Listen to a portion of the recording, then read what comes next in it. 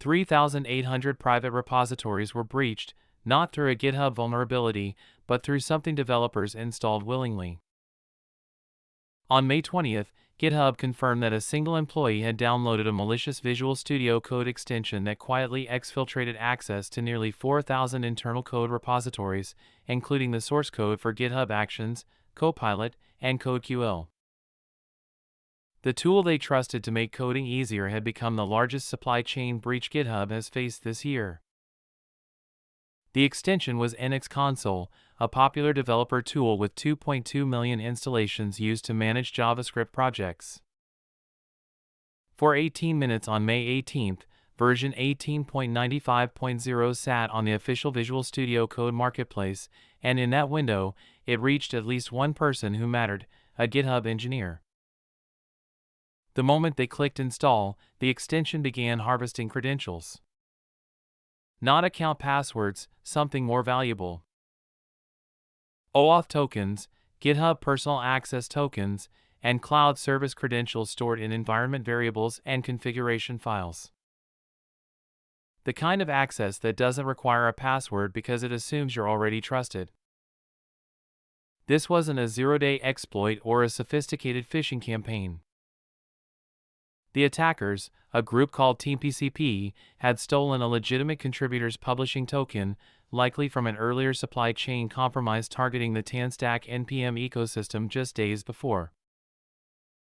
With that token, they pushed a poison update to an extension that millions of developers had already installed and trusted. The malicious code was simple: scan the file system, collect anything that looked like a credential, send it home. Most developers wouldn't notice. There's no pop-up warning when a code editor extension reads your .gitconfig file or environment variables. That's what extensions are supposed to do. What makes this breach different from a typical corporate hack is the precision of the target. GitHub's internal repositories aren't accessible through normal credential theft.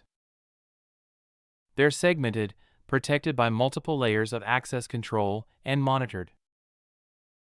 But when you compromise a developer's local machine, especially one who works at GitHub, you inherit all the permissions that machine has been granted.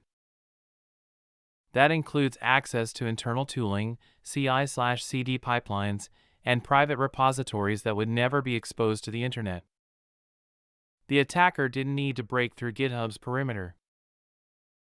They walked through the front door, using credentials that GitHub's own systems had issued. The stolen repositories reportedly include source code for some of GitHub's most valuable products, the automation engine that powers millions of CI/CD workflows, the AI pair programmer used by developers worldwide, and the security analysis tool that scans code for vulnerabilities. GitHub has not disclosed whether production secrets, customer data, or signing keys were exposed, but the fact that 3,800 repositories left the building means the blast radius is substantial. Each of those repositories may contain hard-coded credentials, internal API documentation, or architectural decisions that were never meant to be public. What happened at GitHub is happening everywhere. The NX Console breach is the second major Visual Studio Code supply chain attack this year, following the Glassworm malware campaign that infected dozens of extensions in the OpenVSX marketplace. Developer tools have become the softest part of the software supply chain because they operate with implicit trust. When you install a code editor extension, you're granting it the same file system access you have. If you can read your company's source code, so can the extension. If you have AWS credentials in your environment, the extension can exfiltrate them.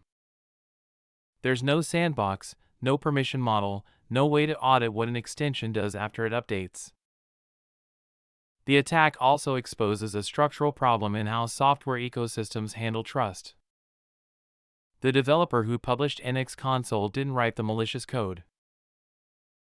Their account was compromised in a previous attack, and that compromise was leveraged to poison a future release. This is the supply chain equivalent of a worm. Each breach creates the keys to the next one.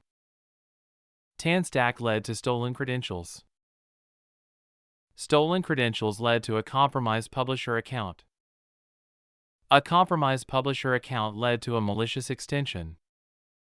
A malicious extension led to breached GitHub repositories. And those repositories likely contain credentials that could enable the next stage. GitHub has revoked the exposed credentials and says no customer data or production systems were affected. But the real damage isn't what was stolen, it's what this reveals about the ecosystem. If GitHub, a company that builds tools to secure software supply chains, can be breached through a developer extension, then every company that writes code is vulnerable the same way. The attack didn't exploit a bug. It exploited the architecture. Developers install extensions because they make work faster. Extensions get access because limiting them would make them useless. And once an extension is installed, there's no effective way to know if it's been weaponized until the credentials start leaving. The question isn't whether this will happen again. It's whether we'll notice the next time before 3,800 repositories walk out the door.